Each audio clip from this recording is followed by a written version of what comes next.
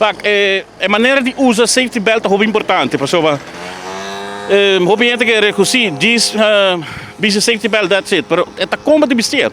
Tem gente como vestir e parte que está bem na pecho, não está por detrás da lomba. E não está assim. Of, bota bisa safety belt e bota para dormir de auto. Bota barra e lomba de stoel, bota por de pier dashboard para dormir. E não está trabalhando PC. Bom, agora bom, o safety belt está dando 40% de probabilidade de sobreviver um acidente. Bom, dus você tem que ter em conta que se você não tem safety belt vestido, você tem projectil de um acidente.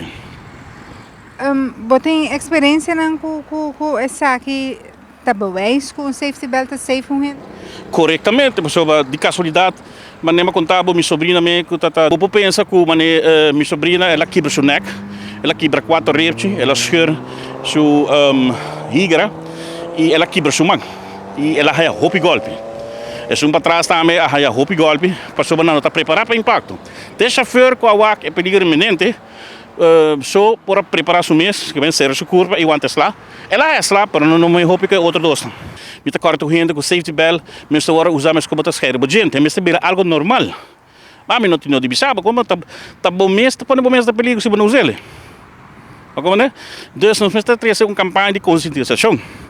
Para gente tá tiki aware de que consequências não tá.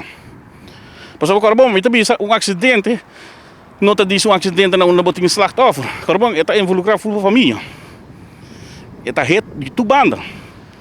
Está põe a família na tudo tô nas casas tá cambia. Extra gasto como na primeira. Tu recone. Que eu te aconselho? Meu conselho é usar a safety belt maneira que entendi.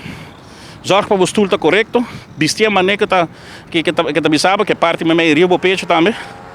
E vestir a maneira tu hora. Não queres vestir.